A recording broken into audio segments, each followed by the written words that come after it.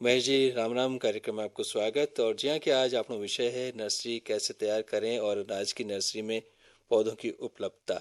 तो सबसे पहलू मैं आपसे ये जानना चाहूँ कि नर्सरी कणे केवे है और इनका कई फायदा हुआ करे है।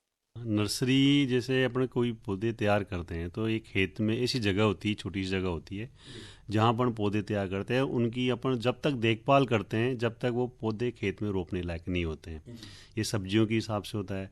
और ये ऐसे दूसरा जो अपन मान लो फलदार पौधे होते हैं तो उनके लिए क्या है कि वहाँ उसमें अपन ग्राफ्टिंग बडिंग करते हैं।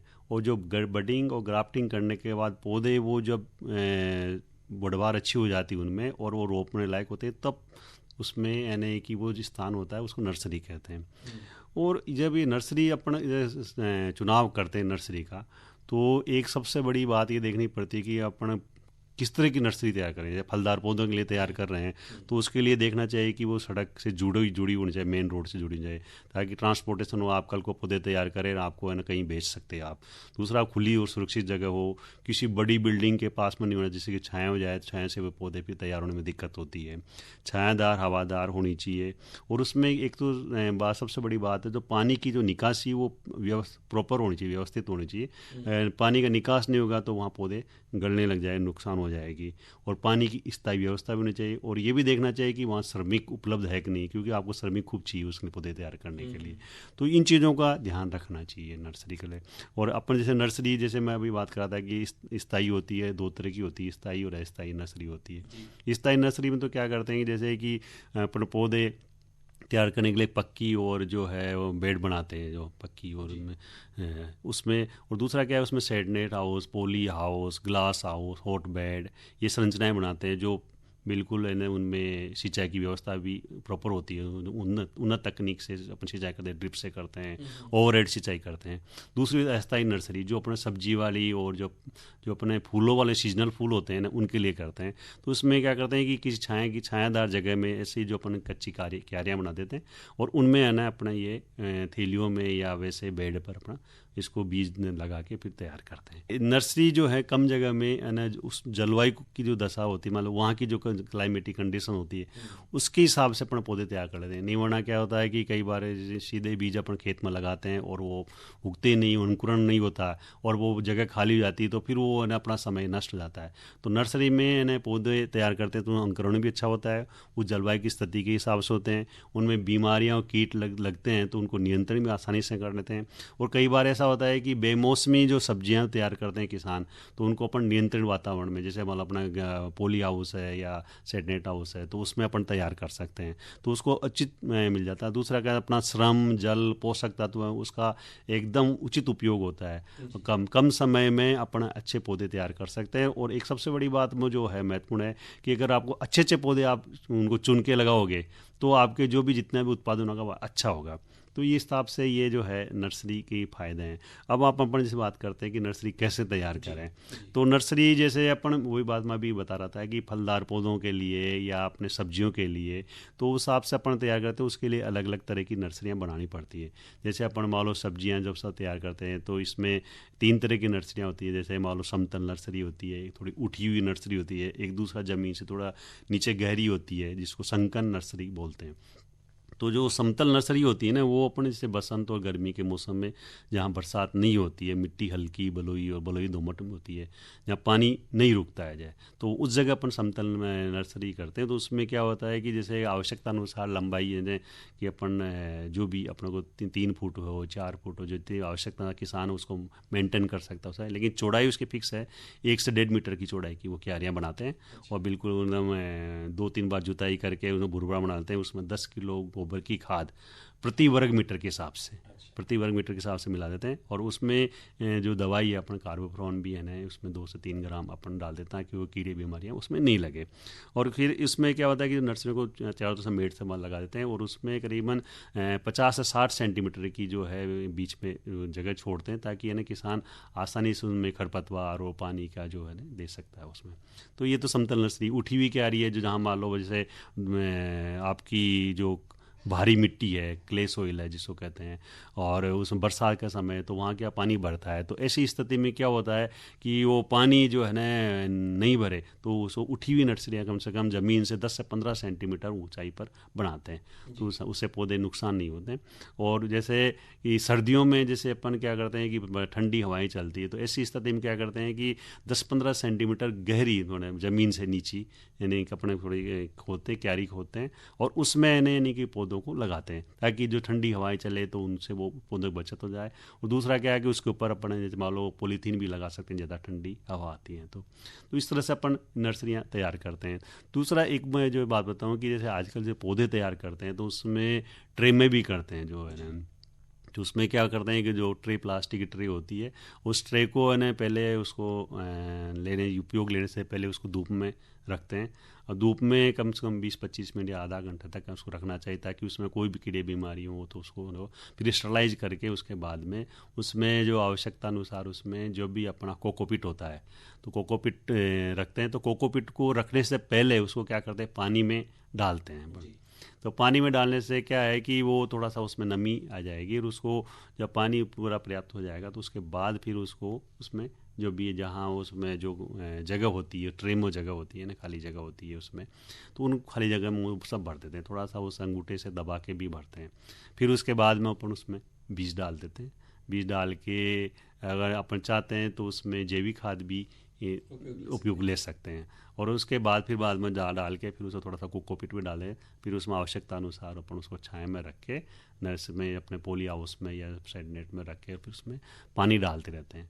तो पानी इसमें देखते रहना चाहिए क्योंकि है ना कि अगर अंकुरण नहीं हो पाएगा तो बड़ी समस्या हो जाती है। तो ऐसे में क्या हुआ कि आपको पानी क्योंकि ट्रे में रह गया तो दो तरह से होता है कि आपने जैसे कि आप झारे से भी दे सकते हो या फिर बाद में आप ड्रिप सिस्टम भी जो ओवर हेड ड्रिप सिस्टम जो होता है उसमें धीरे धीरे बूंद बूंद पानी गिरता रहता है तो उससे भी होता है। लेकिन वो देखते रहना चाहिए, कभी क्या ज़्यादा पानी हो जाए तो उसमें जो बीज का नुकसान भी हो जाता है। तो ये भी एक थोड़ा ध्यान रखने की बात होती है।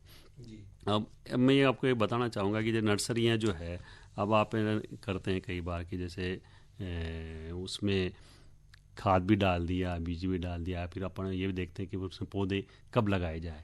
तो ये ज़रूर देख लेना चाहिए कि पौधे जो है कि एकदम जो अपना बुआई का समय होता है उस वक्त अपन लगाते हैं और इसको कम से कम 1.5 से 2 महीने पहले अपन जी, नर्सरी के बारे में आपने जानकारी ली और इनका फ़ायदा के बारे में भी जानकारी ली। अब आपसे मैं जानना चाहूँ कि यदि कोई भाई बहन नर्सरी तैयार करना चाहे तो उनको चुनाव करते समय वहाँ किन किन बातों को ध्यान रखना चाहिए? अपन को नर्सरी जैसे मान लो अपने फलदार पौधों के लिए कर रहे हैं अपन तो उसमें ये देखना पड़ता है कि जैसे मैं भी बात बताता है कि भाई नर्सरी बीज सैया जिसे बोलते हैं सीड बेड बोलते हैं। तो सीड बेड अपन ने जैसे बना ली उसके बाद में जैसे मदर प्लांट का ब्लॉक होना चाहिए उसमें। जैसे मान लो आप जैसे कि आंवला का पौधे तैयार करना चाह रहे हैं या आम के हैं या अमरूद के हैं या आपके जैसे मान लो किन्नों के हैं तो उस फसल के मतलब जो अच्छी उन्नत किस्म के जो पौधे हैं उनका एक मदर ब्लॉक तैयार करते हैं। मदर ब्लॉक का मतलब ऐसा होता है कि उन पौधों से किसान है ना या जो है बडिंग बड लेके या ग्राफ्टिंग पार्ट लेके उसको है ना कि रूट स्टॉक पर लगाता है। तो वो जो ग्राफ्टेड पार्ट होता है उसी को अपन तैयार करते हैं ताकि अपने जैसे मान लो आंवले की जो किस्म है जैसे NA7 है और जैसे मान लो दूसरी किस्में हैं जैसे अमरूद में अपन जैसे मान लो L49 है। तो इस तरह से अपन जैसे आम में है तो लंगड़ा दशहरी वो आपका आम्रपाली है। तो ये अपन जो लेते हैं तो उसकी जो मदर ब्लॉक है एक अलग से तैयार रखते हैं तो वो उसके पौधों से ही अपन उसको लेते हैं। तो एक ये भी आपको लगाना पड़ेगा। दूसरा एक आपको पैकिंग यार्ड जो है पैकिंग यार्ड कहते हैं जिससे क्या होता है कि आपने किसी जगह अपने पौधे थैलियाँ भर के आपने उसमें बीज लगा दिया फिर रूट स्टॉक तैयार कर दिया फिर उसमें आपने ग्राफ्टिंग भी कर दी। ग्राफ्टिंग करने के बाद फिर कुछ समय बाद में उसको शिफ्ट करना पड़ता है तो उस पैकिंग उसको जगह पैकिंग यार्ड कहते हैं जहाँ से पौधे बेचे जाते हैं।